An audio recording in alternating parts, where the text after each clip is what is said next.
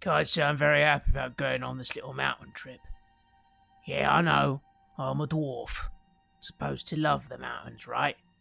The city is my home and where I work best. But I need to keep an eye on old Rainer and, of course, help out these so-called heroes. They ain't bad sorts, really, for humans. Kruger, who's coming along, starting to finally get some sense in his head. But he's still too keen to rush off and try everything by himself. His focus lately as well has been distracted. Look, the Raki are an enemy that deserve to be burned out of every hole you find them in. Ancestors know the amount of grudges they need to have resolved against them. But you gotta pick your battles and do it clever. Running after them down every tunnel is just gonna get him and those who work with him killed. The Raki are masters of causing pain and grief. As much as I hate to say it, we can't just get rid of all of them.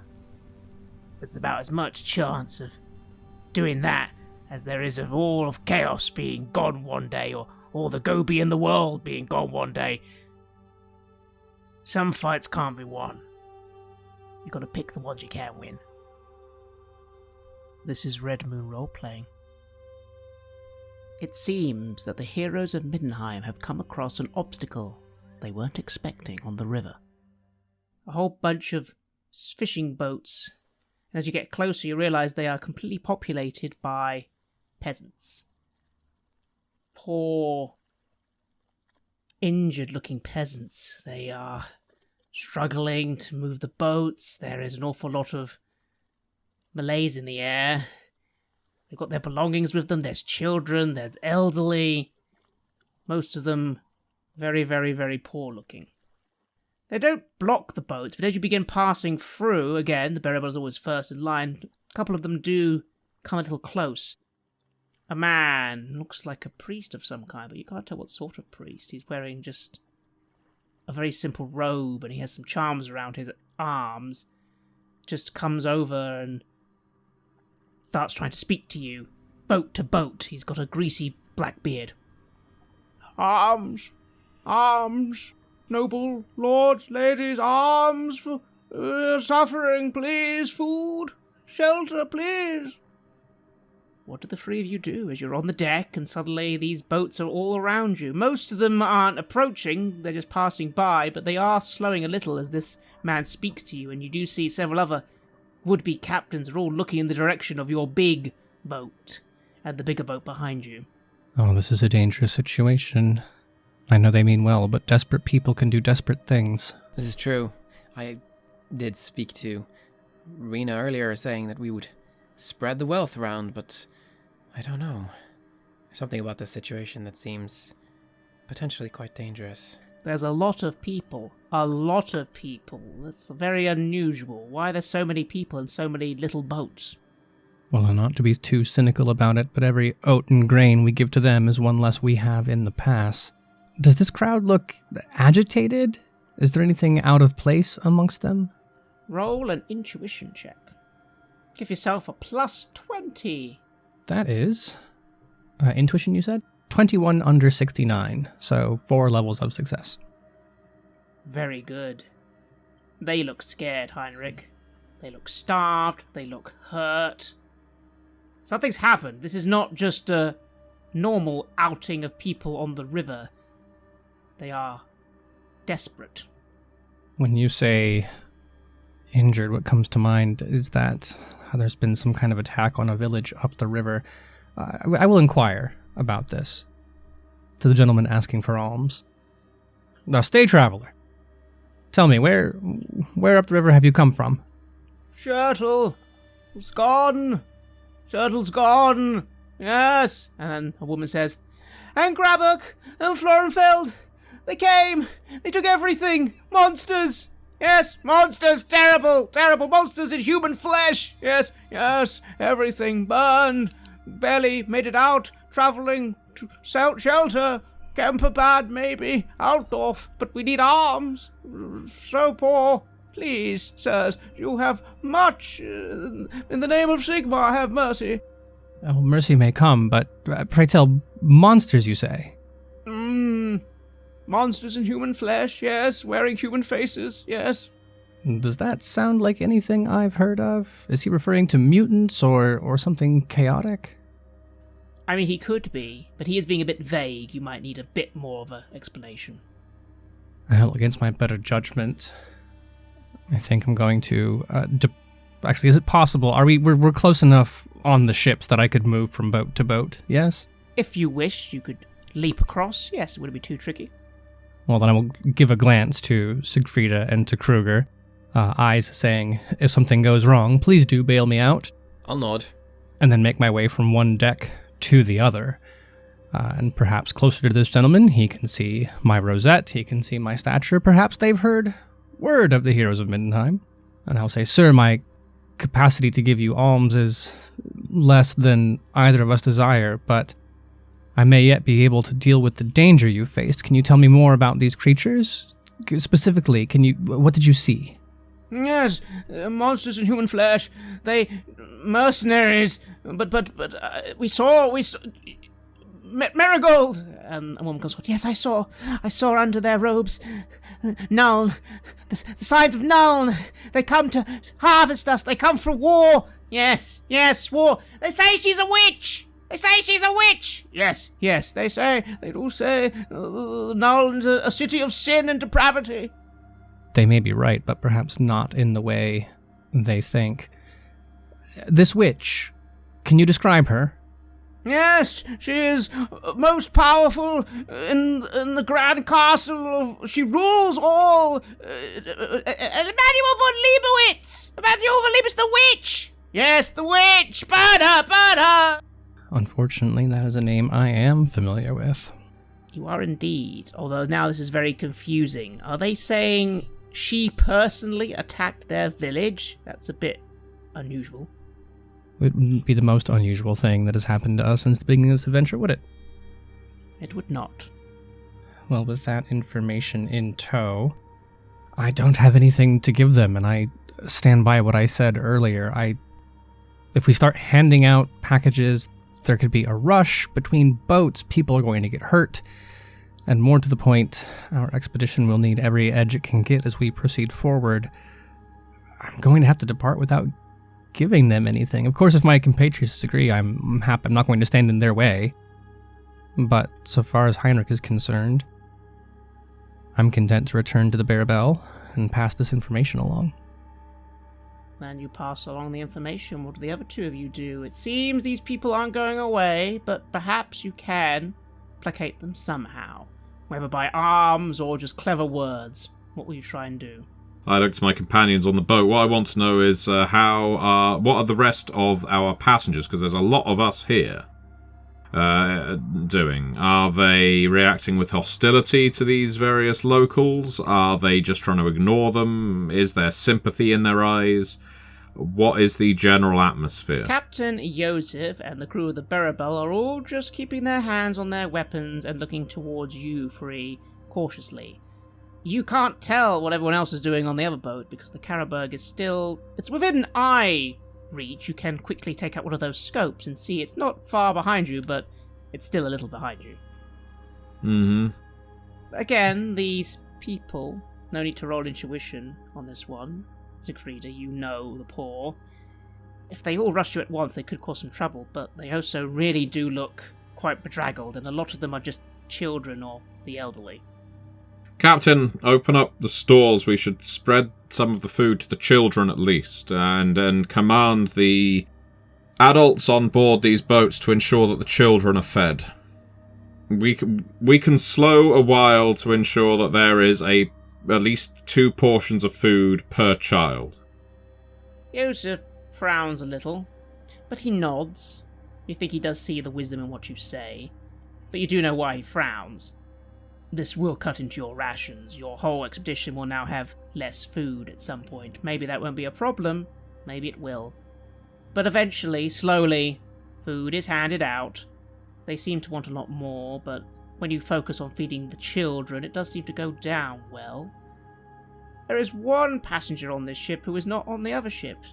She has been occasionally, but today it seems she just happen to be on your ship. She says she likes the smaller boat.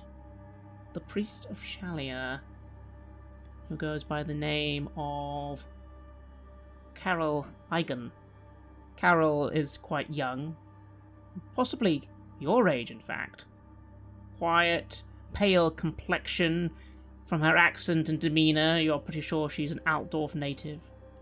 And as you're doing this, she personally steps out and starts handing food and commenting on the blessings of Shalia.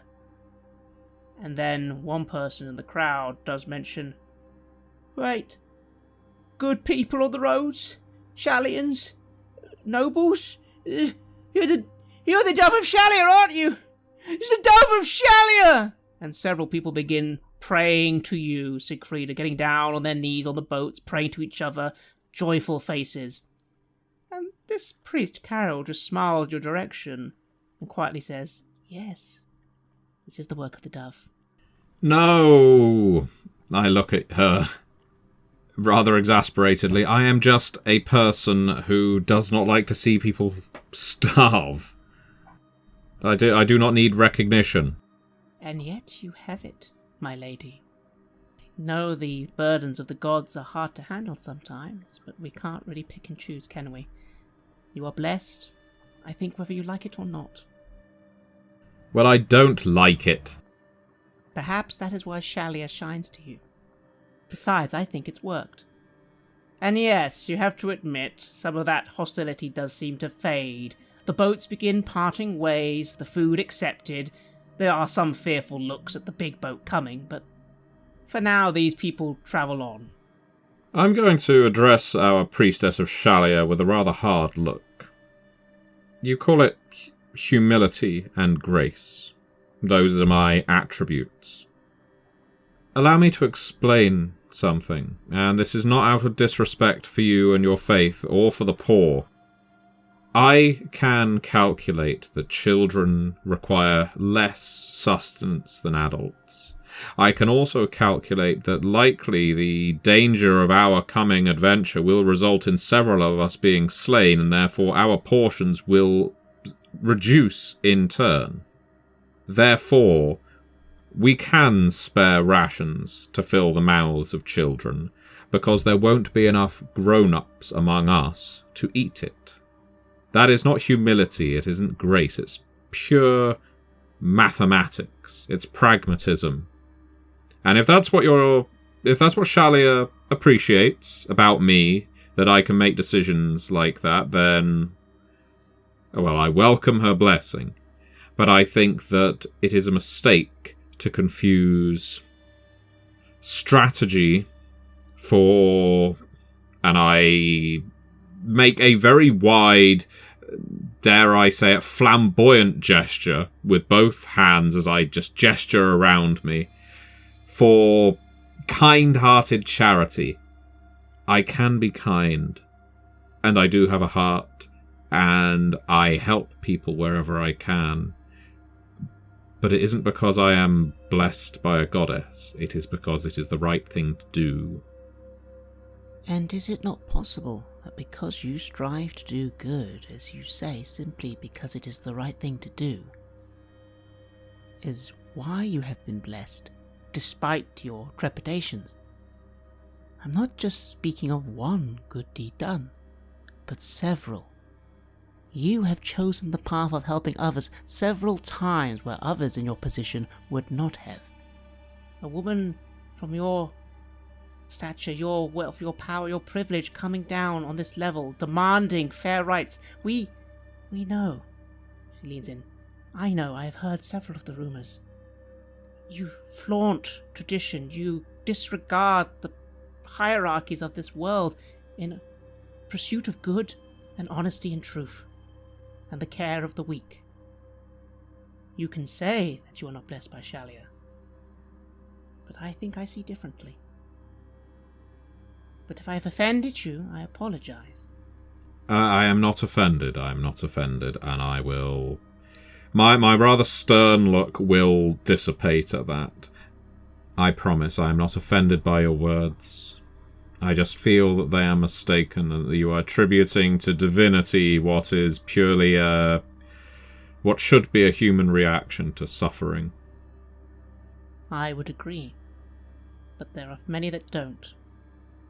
Without Shalia, well, perhaps we could still do these deeds. But would it not be harder? Would it not be more of a struggle? I don't know. But I believe we do have Shalia, and that is something at least. Well, if that provides you with comfort, lady, then I will not take it away from you. And she smiles. There's no need to roll intuition here. You can read this person like a book, because there is nothing to read. This young woman believes everything she's saying 100%. There is no guile. There is no ulterior motive. In fact, the only thing perhaps worrying is there's clear admiration in her eyes for you. An admiration that's, well, seems strange for someone who doesn't know you at all. And of course, doesn't know the truth by a long half. No, and my worry is that if she ever did, it would be people like her that would flock to defend me and end up losing their lives as a result. Look at the woman who came up from nothing to become a lady and show the aristocrats how they should be living. No, I don't think I'm going to be taking her into my confidence. Meanwhile, as the boats move on, Kruger and Siegfried, you indeed do briefly confer with Heinrich. Kruger, make an intuition roll based on this knowledge. 18 under 59. That's 4 degrees of success. People dressed as mercenaries. Actually, underneath their costumes carrying the colours of Nuln, the Elector Countess herself leading them. This sounds ridiculous. Very strange. Why would an Elector Countess be attacking small villages and leading them herself? Something doesn't add up here. Obviously, you can see the evidence that something has happened, but it doesn't really make much sense to you. The only thing that would make sense would be if she wants to openly declare war on the Reichland, very obviously. That would make sense, but that seems stupid to you. It certainly does. This smells of a false flag attack from a long distance away. The idea also that she would put herself at such danger, but leading the charge, I mean, certainly brave, but incredibly stupid for a leader to do something like that. No, I can only surmise that this must be some form of ruse, trying to stoke the flames of internal conflict further. I mean, clearly, there are forces at work here trying to do just that. So I'll put forth that knowledge to my companions and say that it seems awfully strange, doesn't it? This idea that the Elector Countess of Nuln would openly attack small villages herself, leading the charge. No, it sounds to me like she is... Well, if she is doing this, it is to draw attention away from what her true plans are. That could also be it, yes. Things are not as they seem. That much is clear. No. You have to admit, Heinrich, that when he puts it like that, did anyone actually say she was there, or did some people just start saying she was responsible and then saying witch a lot? The people you were just talking to perhaps don't have quite the same educations and experience as you do as an Inquisitor. No. And don't let them hear this, but I would never take the peasants immediately at their word without doing investigations of my own. But accusations of witchcraft aside, whoever's responsible for magical wrongdoing is less important than the fact there is magical wrongdoing. They might not know witchcraft when they see it, but sometimes the accusations line up. Indeed, although by a passing observance you did acknowledge that there was nothing unusual about the wounds. In fact, actually, now you think about it, they mainly just said they were raided. Sounds a bit more mundane. There's only one way to the bottom of it, and I'm sure that we'll find out along the way. We'll be prepared for sorcerers and charlatans alike on our travels. It certainly is always wise to be prepared. And so, the skies darken, and the river widens, as you eventually reach the city of Nuln. It's around midday. You'll be familiar with this, Kruger. There's often, especially in the autumn months, a lot of smog in Nuln. coming from all those wonderful Imperial manufactoriums, the Imperial Engineering School being here, and Nuln being well known for being a big producer of things like steam tanks and cannons. On the way, you did occasionally spot some smoke on the sides of the rivers from far away. Whether that was a smoking village or a smoking raiding party, you don't know. But you are here in Nuln. Now, of course, your stay is supposed to be extremely brief. You are to dock at the dockmaster's office with your boats, and then be allowed through one of the main docks that will then let you go to the River Ava. But Captain Joseph comes back a bit irritated. Apparently there's an issue, something to do with paperwork, and there's a problem with the dock itself. And as he's telling you this, an official comes forward wearing a smart uniform in the colours of Nuln. Good day, sirs. I'm so sorry. I heard the word. There's a little bit of a problem with the dockway. It's going to take a few hours to fix. My apologies, but we'll soon get you on your way. Bloody hell, all the time for this. We've got places to be. And the Caribou, you imagine, won't be very happy when it docks in to be told you have to wait. I'm a riverman, a river lad. Does this seem typical, or is there something amiss? Roll an intuition check. Let's see if I can be intuitive twice in one game. 40 under 49, so just barely. It is awfully inconvenient and ill-timed. And again, you're pretty sure you have, even though you've been told to try and keep your mission secret, you have been informed that if you do need to, of course you can pull out the papers and inform everybody that you are marching in the name of Altdorf and the Emperor. But this is inconvenient. And doubly so when this individual says the next thing. But in the meantime, I do believe, forgive me, I've been informed of your coming. The heroes of Middenheim, yes? The Countess, Emmanuel, does apologize for the inconvenience, but she was actually wondering if... Inquisitor Schilf, yes? Oh, that is deeply unpleasant. If you could join her for a wonderful dinner, you three should be honored to give you some information to help you out, and hopefully by the time you get back, this could all be sorted and you can be on your way. I don't work for the harbour master, by the way. I am an official of the court. Master Herr Nie. No, I'm certain the harbour master's predicament has nothing to do with the countess's desires. But yes, make whatever preparations you can, and if you are coming, I will happily escort you there myself, with an escort, of course. And you look behind him, and there you go, there's a couple of soldiers of Nuln. Well, you understand, of course, that I cannot make this decision on a whim. If you'll allow me a moment to consult with my captain and my fellow travelers. Oh, of course, please. And he waits by the dockside. Again, you're in this area with quite a lot of boats, and you'll notice, all three of you, that there are a lot of boats. A lot of big war boats. And you do see the lock, which currently is closed.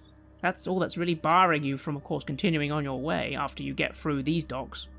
Well, I will return up the gangway to find Siegfrieda and Kruger. Well, it appears we won't have to wait long to find out how the Countess may interfere with our travels. Although our dear friend from the court assures us the delays are not related, Countess Emanuel von Leibowitz requests my attendance for dinner. And I will make a face that communicates exactly how not enthusiastic I am at this prospect. And apparently it's an invitation that includes both the others as well.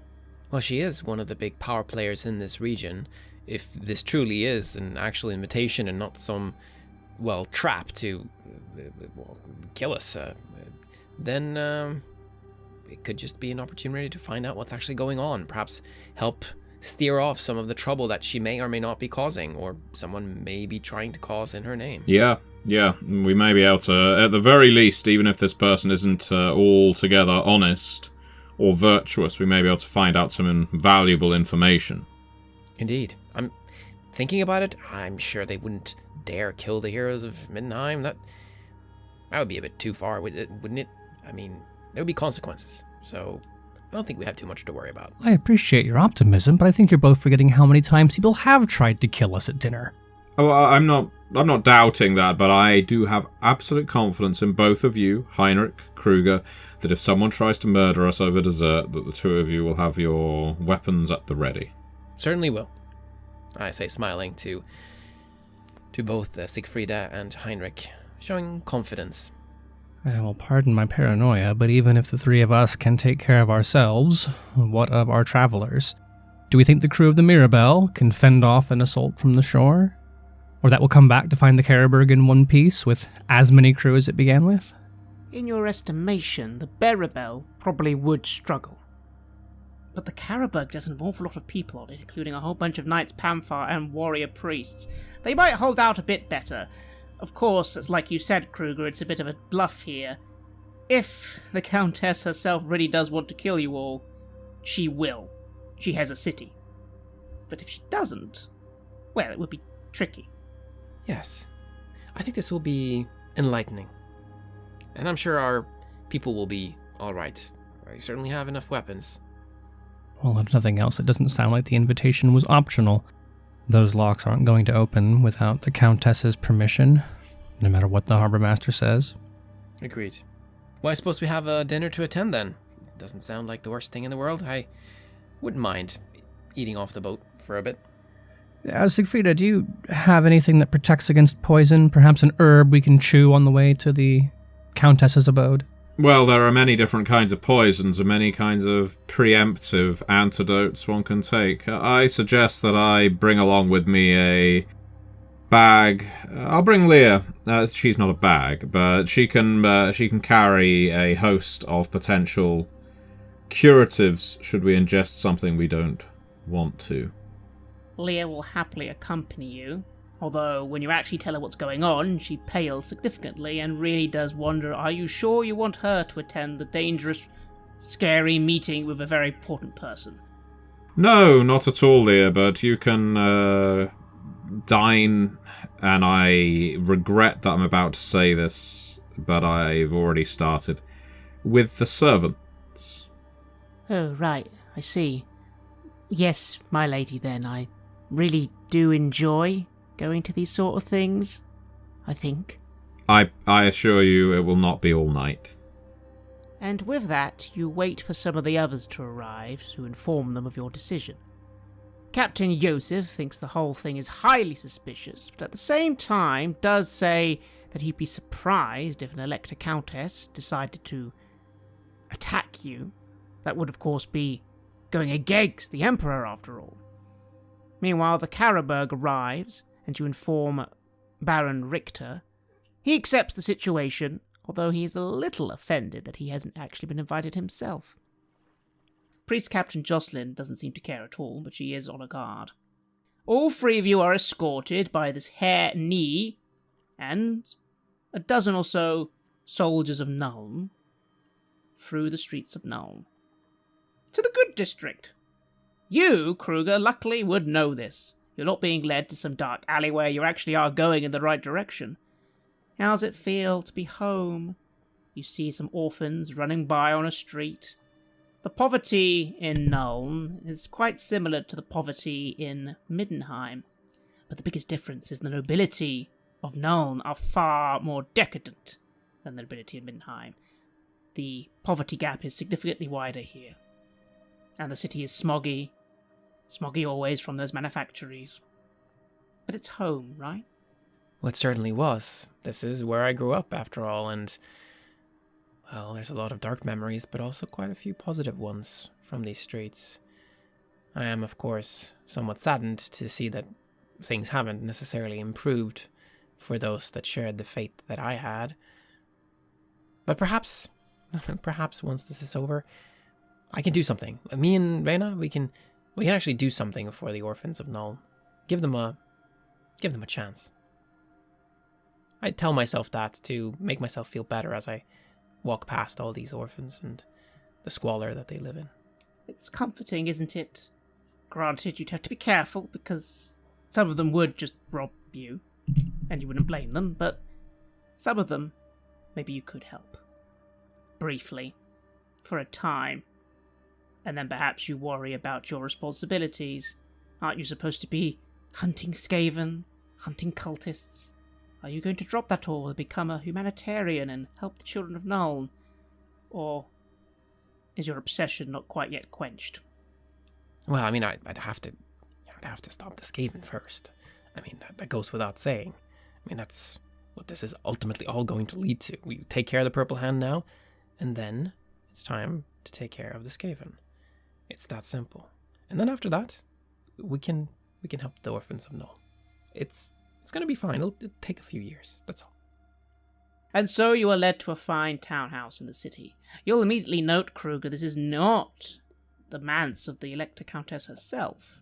Interesting. Why is she using a side mansion? But it's still quite impressive. Lots of servants, lots of guards. You are led into a fine, small dining room. The table is surprisingly little. Only seats for 4 people. Interesting. Leah is given a bit of a handshake and then guided off somewhere. You can't really complain about this, Siegfrieda. She is, after all, a servant and apparently is not invited to the main dinner. But she gives you a smile and does seem to be heading off with other servants. You don't get the feeling that she's being led off to her doom. You are seated first, after having your name announced in a room that currently is mostly empty except for... Oh, there's about 15 riflemen in here. That's an interesting choice of dinner guard. All carrying very large rifles. All standing to attention, as you are announced Lady Wittgenstein, and seated near the head of the table. But then seats nearby are offered by servants to you, Inquisitor Schilf, and Commissioner Officer Kruger. Anything you're doing at this point? There is some food laid before you. It seems to be a bit of a banquet. Not a set meal, but just a bunch of food has been arranged. Some pork, some chicken, vegetables, fruits. Well, it's of course all very tempting, but one should not begin eating until one's guests have, arrived. So I'll try to observe the polite traditions as far as I've been able to learn them over these last few years of not hanging out with street children only. Yes, I'll try to be patient. Then patient you'll be. I actually agree with Kruger here, not on account of politeness, but the poisoning thing still fore of mind. Well, I will eat if the food is there. My rationale is this: if there is anything poison, if there is anything contaminated, I should be able to treat it.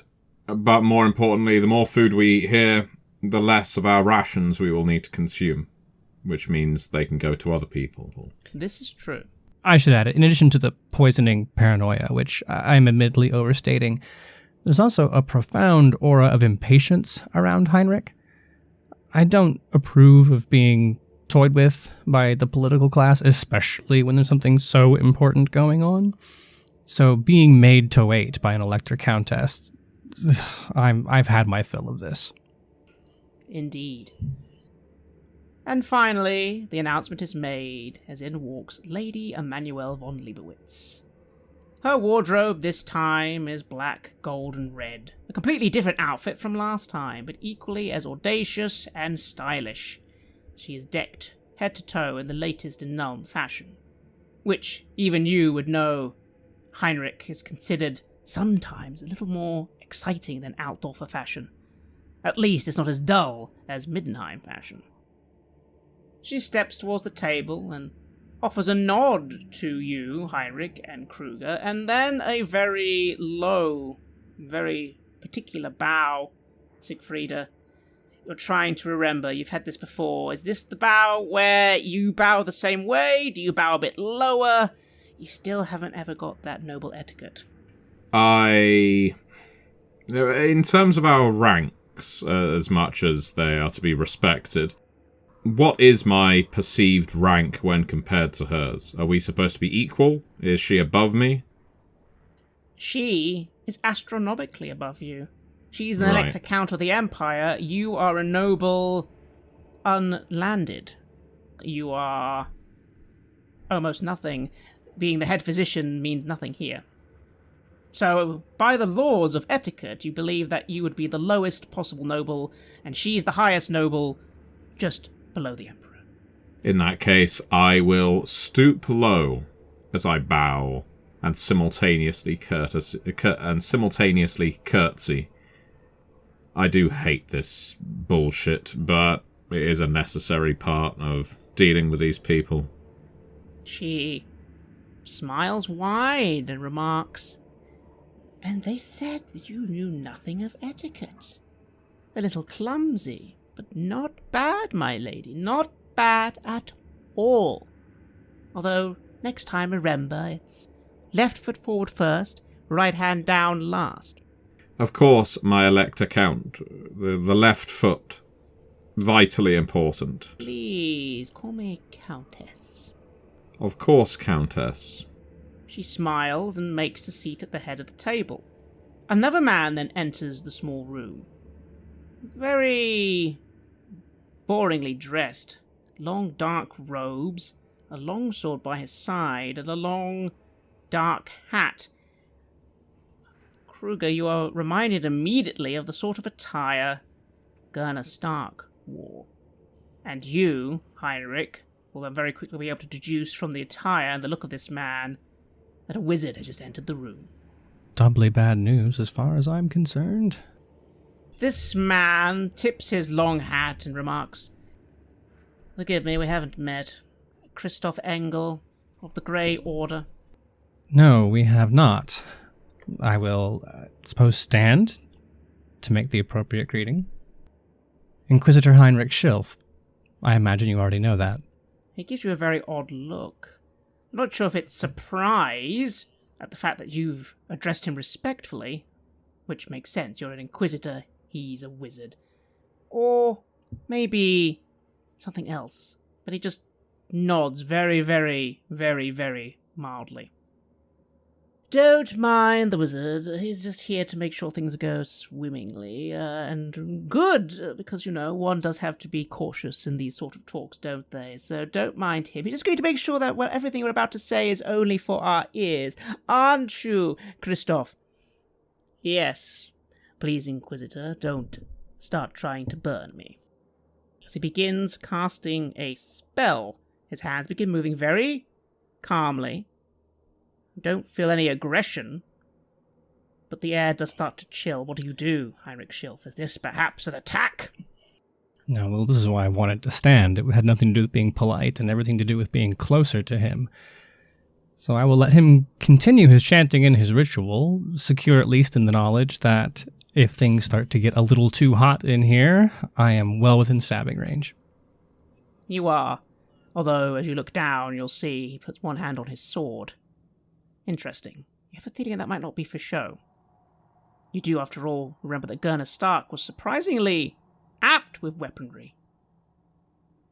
Still, the room goes cold for a moment, but there are no demon summonings. No one begins spouting blood from their ears. In fact, all that happens is the candles in the room, as it's now evening, just shift a little. And then everything is oddly quiet. You realize, Heinrich, that you're actually familiar with this experience. You quickly go to the table and test it. Yes, you can hear the table, you can hear Siegfrieda and Kruger breathing, but you look around and notice that even though you're in a room with about 20 guards, 10 to the left, 10 to the right, all armed, you can't hear them at all. The wizard says, "Everything we now say is only within our earshot." But at that, Emmanuelle leans forward and clicks her fingers. Obviously, you don't think they hear the sound, but you do notice all the soldiers look and slowly raise their guns. However, being an expert in firearms, Heinrich, you would know that this isn't a signal to fire.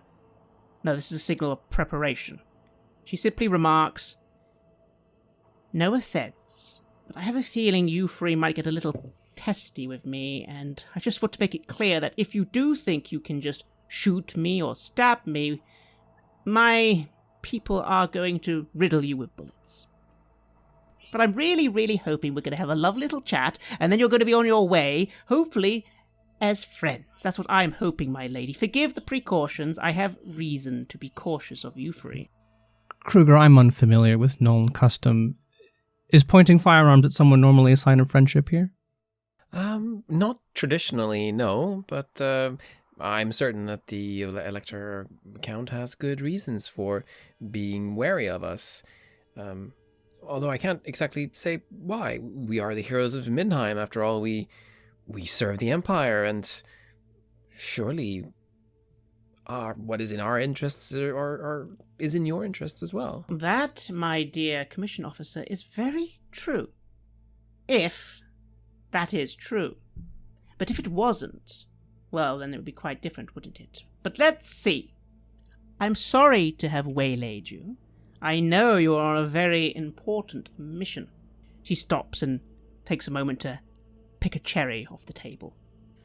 But you see, I need to know some things. It's quite important for the Empire. And I'm hoping you're going to tell me them. And I'm hoping that when you tell me them, it's going to be, let's say, collateral evidence to go against the other evidence I have that suggests that you three are not quite what you seem. I'm hoping it's all a horrible mistake. I really am. But I can't risk it. So you'll forgive the precautions, Inquisitor. But I know your type. I am quite defenseless, as you can see. Is it that surprising that I'd be afraid that maybe you'd think, I'll just point my gun at the Elector Countess and she'll do what I say? Quite surprising. I'm a servant of His Imperial Majesty, and insofar as he offers you his protection, I am also bound by his will. Well, then we'll see how this goes. I know you're on an important errand. I know quite a lot what's going on in Altdorf at the moment, but not everything. Spies aren't always fully informed. I'd very much like to know where you are going and why you are going there. I don't need to know every single detail. I understand the sanctity of secrecy. But I really need to know where you're going. It's important for everything that's going to happen. Please. I'm terribly shocked that the Elector Countess and her spies have not been kept informed. Our mission is secret, but not that secret. Indeed. There's a lot of people that are part of this mission, after all. I think revealing where we're headed isn't necessarily going to be a problem. You would be able to follow us anyways. Well, that's wonderful then. Where? And why? We're headed to the Black Mountains, of course, to save the Empire. What's in the Black Mountains that would save the Empire? That, at the moment, remains to be seen. We're following a hunch, or a lead, I suppose, depending on how much faith you put in legends. Just a hunch? The Emperor has entrusted you on just a hunch? Really? Surely, in your experience, you know that stranger things have happened. I'm sure you've followed occasional signs from the gods. You're aware that Sigmar travelled there, yes? Yes, but I don't see how that would help with the... There are rumours. There are rumours that saying that something has happened to the ancient Warhammer Galma Raz. They're a little bit shrouded. Are they true? I don't think we can confirm or deny that fully. We can only say that the reason that we're headed there is to ensure that the sanctity of the Emperor's, well, command of the Empire remains. That's all well and good, but you're holding out on me, and I don't like people being held out on, especially when I have great suspicions on you. Is that your final answer? I really would like not to bring out the things I have. I'd like you just to tell me what I want, and that in itself would be endorsement of your character, but you're being awfully vague and coy with me. Well, you have heard rumors, yes? What if I told you that there is something to those rumors? That it could in fact be like the rumors say. Well, that would be deeply troubling. It would it not? That is why it's imperative that we complete this mission as quickly as possible. If that is what you actually want, my dear, bring forth the painting, would you, Christoph? Christoph, it seems, is just very, very carefully watching this all. Not making any comments himself, but he does suddenly leave for a few seconds, sphere, walking out to the soldiers, who are all still primed and ready, rifles at your heads. It does seem there was a painting in this room, but it was covered with a bit of cloth. He reaches for the painting and brings it towards the table, and lets the cloth drop. And you, Heinrich and Siegfrieda, see a wonderful portrait of Kruger, wearing a very fine, noble coat, looking very, very haunted, though. There's a darkness to his eyes that is not reminiscent of the Kruger you know. What do you do, Kruger? This is... You suddenly have an awful, awful hunch about what's going on here. Let me guess. My seemingly identical twin, Castor Lieberung? Familiar with the name, are you, sir? Yes, this is Castor Lieberung. Do you know who Castor Lieberung is? I know that Castor Lieberung is dead, and that I pretended to be him for a while. That's...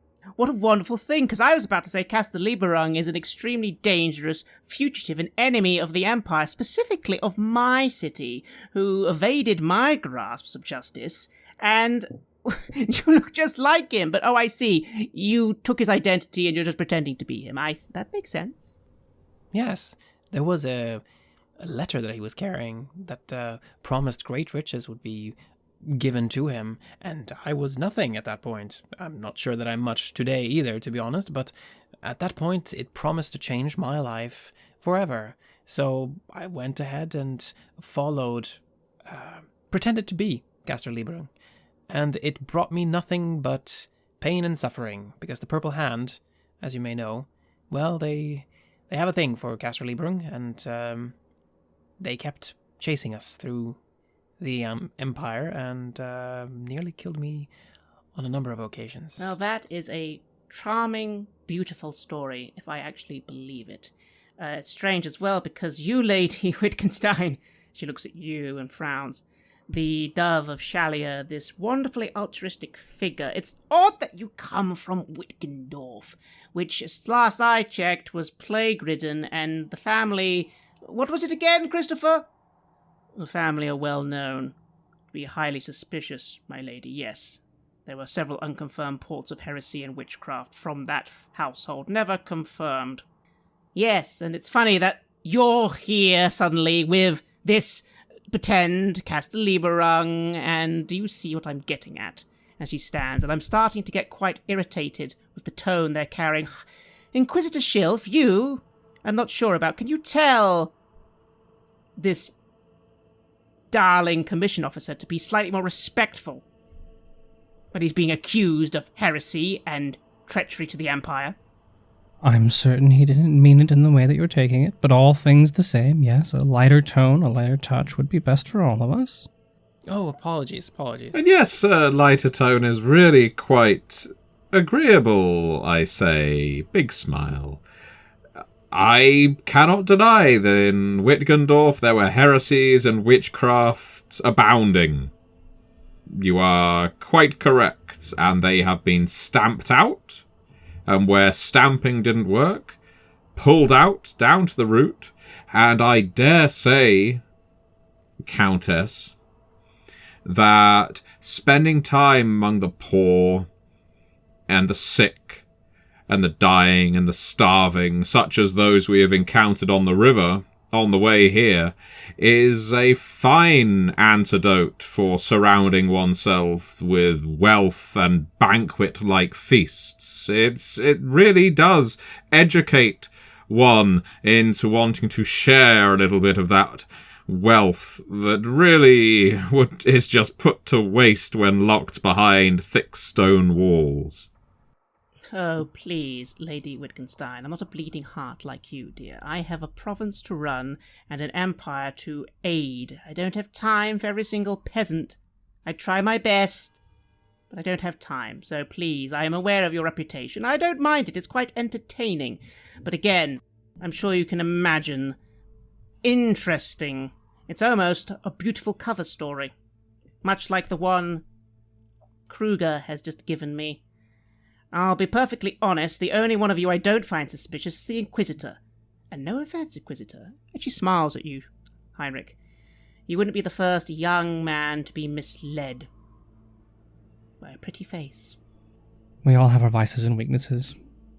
I look at you as you say that, ensuring you're not staring at her bare legs. No, Heinrich has many things, but he does have decorum. Noel might be forward, but those are not customs Heinrich will indulge in. I want more, please. That's not enough. It makes no sense. You're going to the past. You're chasing myths.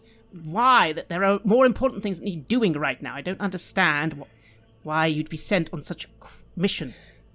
If I may, if we do not explain this to you, are you going to obstruct us and send us back? At this moment in time, I believe that you are servants of the archenemy, and I'm going to have you shot, my lady. She smiles. I do actually scoff. While I appreciate your zeal in defending the Empire's interests, I would caution you against that plan of action. We are on orders from the Emperor. And to question our... I know the Emperor, darling, very, very well. Better than you, I have a feeling. No offense. At that, Heinrich, you would recall it is rumoured that actually, have she and Karl Franz known each other since they were children? Again, it's a bit of a rumour. And it's precisely because you know him as well as you do that you understand why we would not second-guess his judgment or his command. Indeed, but I am an elector count, and I'm ordering you as my jurisdiction, and I do have that power. I want to know what you're doing, and I need to know... And there's a pause, and I need to know what happened with the Emperor when you went into the palace. Anyone can make an intuition roll here if they'd like. Yes. No, I'm going to use a point of fortune. That is significantly better the second time. A 9 under 49, so 4 levels of success. The situation is very tense, Heinrich Schilf, and you have to give credit to Lady Emanuel von Leibowitz. She is not backing down at all. She's threatened to have you killed. She could do that. She has straight up said she's not putting up with any of the attitude coming from Kruger and Siegfrieda. But that, for a second, was that concern? There was a quiver. When she said what happened to the Emperor in the palace, it would occur to you, not many people would know this, but maybe spies could have seen the three of you enter the palace on that night. And it would occur to you that what was happening with the Emperor is very, very, very, very secret, and not many people would know of his illness, his true illness. But she suspects he is unwell. And seems concerned about it. Elector Countess, if we are being unsatisfactory, it is because our information is as limited as yours, and loose speak in moments of crisis has not been known to make things better in the Empire. The Emperor is not well. That is not a secret, certainly not to you. And there are those who believe the solution to that problem lies in the Black Pass. The solution to that problem?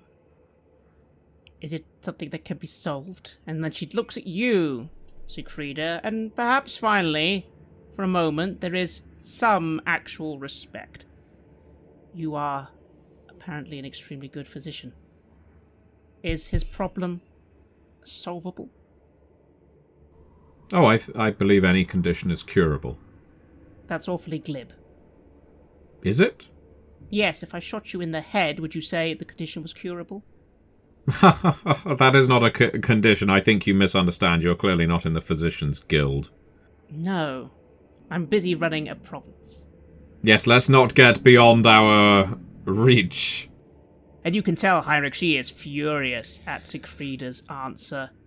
You think she genuinely wanted to know if the Emperor can be saved. Countess, I bow again. I must apologise, but I find that there is nothing more important to a physician than the privacy of one's patient. and a patient's health, whether terminal, recovering, whether their injury is public or private, embarrassing or not, is something. All I can tell you is I believe I can treat it, given the right time and resources. And I know that you find that glib, and I know that you would like that I provide you with a straightforward answer, but in this profession, it is often the case that there is no straightforward answer. I can't just say yes, because what if I'm wrong? And I can't say no, because I believe there's a chance. But maybe is not going to provide anyone with any comfort. She leans back in her chair, plays a little with a strand of her hair.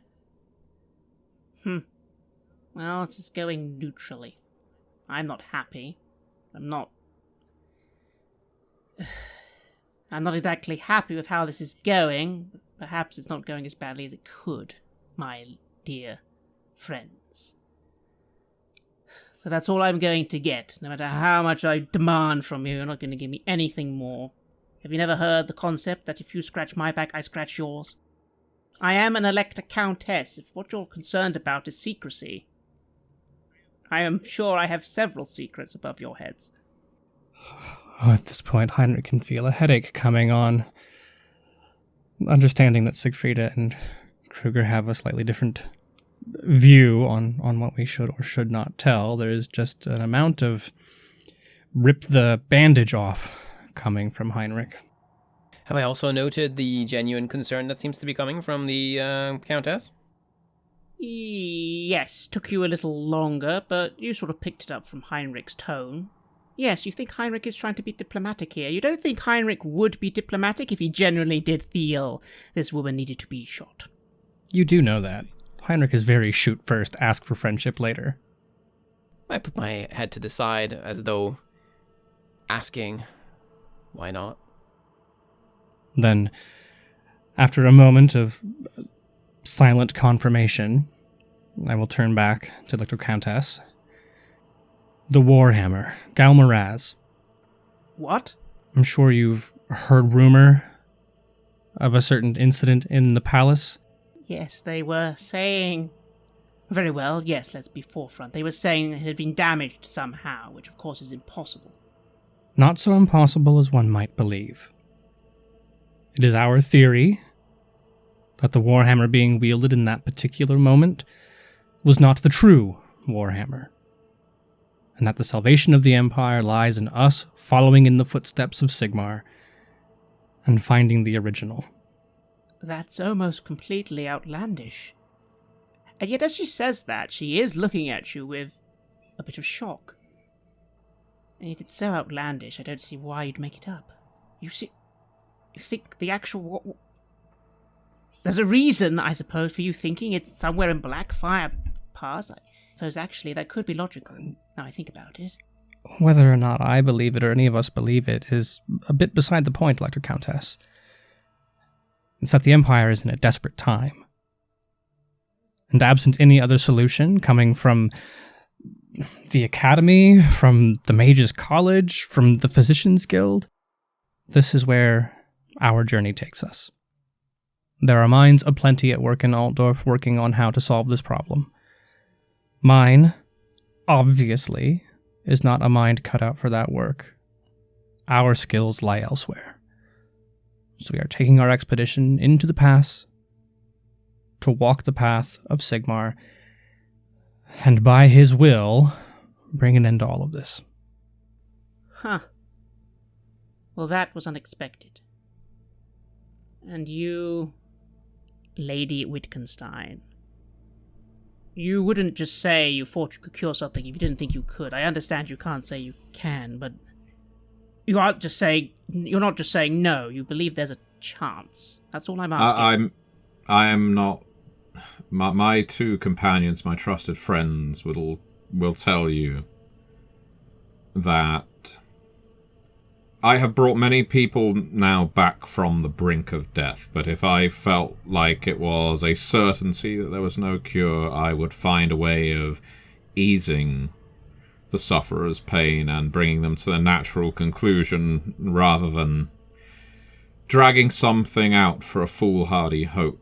And my mind goes back to the very first time the three of us really spent time together, when our caravan came to a halt and we found good old Castelliberung, and I had to open that man's throat with the mutants and all of that. It's a very long time ago now, but yeah, there are times when I have admitted defeat.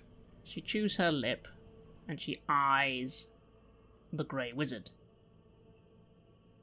Does that sound all plausible to you?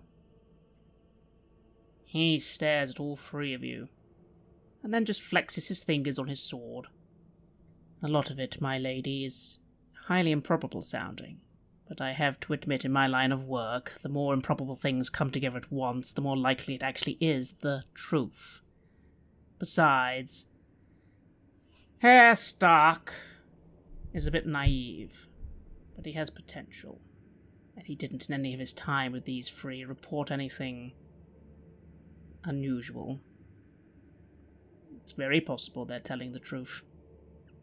Very, very worrying. Yes. I suppose if Carl has sent you on this task, whether he lives or dies, it would. The new Emperor would be much better legitimized by the true Warhammer than a false one. This is important. Huh. Well, that's good then, isn't it? I suppose then we can work together. Before you get smug with me, Herr Hoffman, there was one more bit of evidence. While we've been speaking, I had people watching your boats, and a well-known associate of the Purple Hand, who'd been out for quite some time, finally has made an appearance and snuck aboard your boat and delivered you something. So please admit that the evidence was looking very stacked against you for actually being who you say you are, and the timing of you arriving back in Null and suddenly getting an important message from one of your old followers was awfully convenient, no? Oh, I fully agree. The fact that I look just like him, I've had to explain this many times. But I am not Castelliberung. I promise. You better not be. They are dead, I am glad for it. They were a scourge on my city, as are all the Purple Hand. Oh, alright then. She gestures for Christopher Engel to do something, and he raises a hand and, with a simple utterance of a magic, seems to dismiss something, and the room becomes a little lighter and more noisy, as all the men and women at arms lower their guns.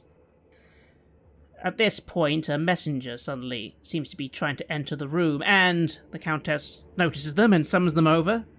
They rush to her ear, they whisper something, and she nods. Well, that's good. I was going to do this anyway, just so you know, but I'm happy to report that we followed that individual, and apparently we've successfully burned all the associates of that person. How many was it? Oh, my lords, my ladies, about 15? Oh, good. It seems you really had a little bit of an audience waiting for you. I'm really glad I was able to help. Well then, thank you very much, Countess. We very much appreciate that help. You'd better. And she smiles at you, Heinrich.